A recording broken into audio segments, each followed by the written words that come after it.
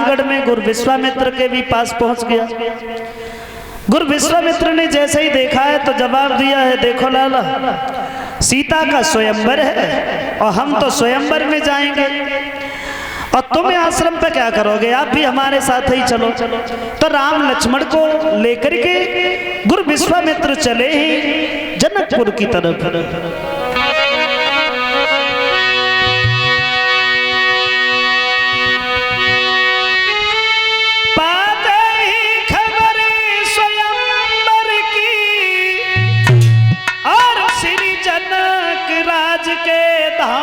चले क्वार शुक्ला द्वादश को गुरु के संग में श्री राम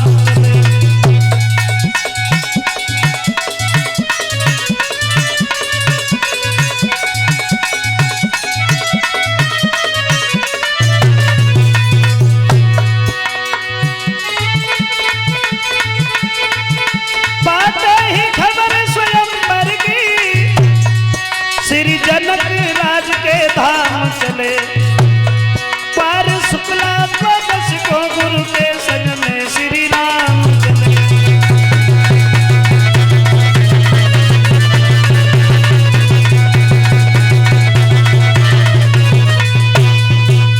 श्री राम जा रहे हैं जब एक निर्जन वन में पहुंच गए। कहा? जिस वन में कोई पशु पक्षी नजर में नहीं आता है। एक पत्थर की स्त्री पड़ी है और पत्थर जैसी स्त्री देखी तो राम ने सवाल कर दिया, गुरुदेव भला ये कौन है? बोले बेटा ये महात्मा गौतम ऋषि की पत्नी है अहिल्या। फिर ये पत्थर की कैसे बनी गई? जवाब दिया है, बेटा इनका दोष नहीं था, इनका दोष नहीं था। एक बार इंद्र ने देखा, ये अहिल्या देखने में बड़ी सुंदर थी। क्या? बोले हाँ, और इनकी सुंदरता ही इनके जीवन में एक श्राप बन के रह गई है। अहिल्या जो थी, अरे जो थी चंद्र बदन उजियारी,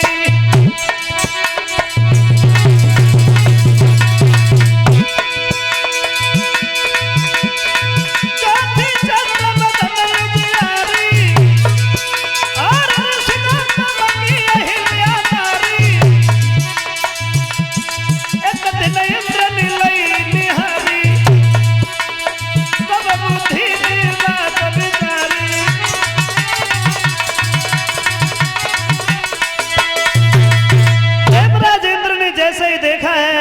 सुंदरता को तो मन में विचार किया, जवाब दिया अहिल्या तो बड़ी सुंदर है देखने में। कोई बात नहीं, हम इसके साथ में छल कर पाए, लेकिन क्या करें, महात्मा गौतम ऋषि तो सारे दिन घर पे ही रहते। फिर विचार किया, हाँ जाते तो हैं, गंगा स्नान को जाते हैं ब्रह्म मुहूर्त में, अगर जे कई तरीका से रात में चले जाएं फिर हम अहिल्या के साथ में चल कर पाए। तो चंद्रमा के पास पहुंच गया, और चंद्रमा के पास इसलिए गया क्योंकि विचार हमेशा वही मिलते हैं जो अपने विचारों का होता है। चंद्रमा के पास में गए क्योंकि चंद्रमा भी गुरु बृहस्पति की पत्नी को ले आए थे, उनका दोष नहीं था, उनकी व्यवस्था बन गई थी। चंद्रमा गुरु बृहस्पति की पत्नी तारा को लेके आए थे, और देखा है इंद्र ने चंद्रमा के पास में जाया जाए। चंद्रमा के पास में गए, भैया आज थोड़ा सा काम करो। क्या करना है? बोले करना ये है, आज रात को तुम मुर्गा बन के आवाज लगाओ, क्योंकि कि तुम मुर्गा बन जाना। जवाब दो भैया।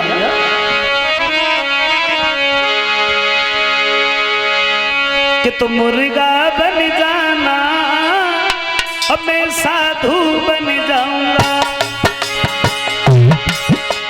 मुर्गा बन जाना मैं साधु बन जाऊंगा।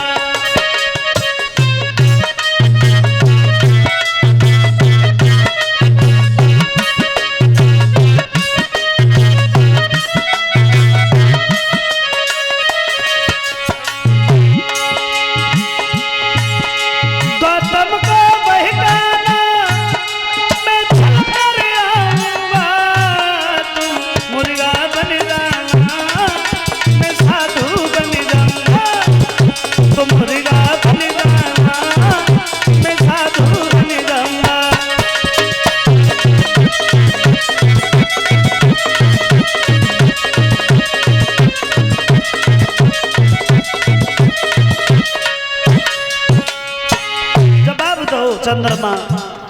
आज रात को मुर्गा बन जाओ,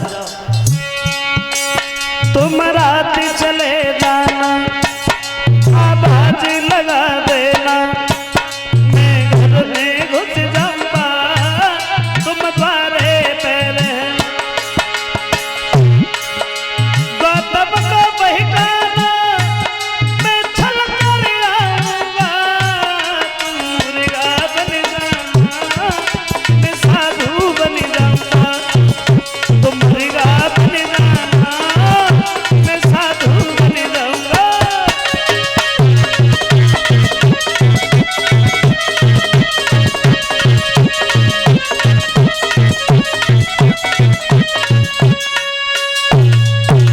जो ये बात कही तो चंद्रमा साथ ही चले आए, और साथ आए के बाद में नतीजा ये हुआ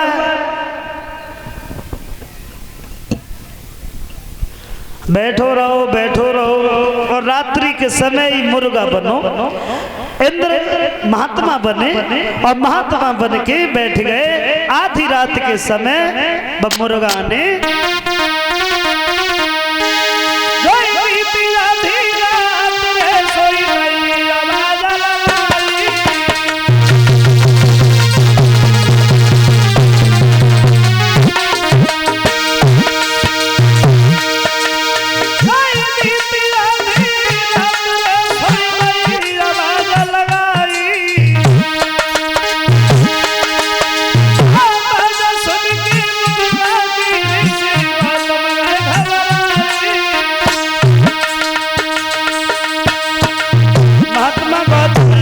देखी हमें जो लगत सवेरो होगा, मुर्गा ने आवाज लगाए थे और उसी समय हाथ में वस्त्र उठाए और गंगा स्नान के लिए आगे बढ़े।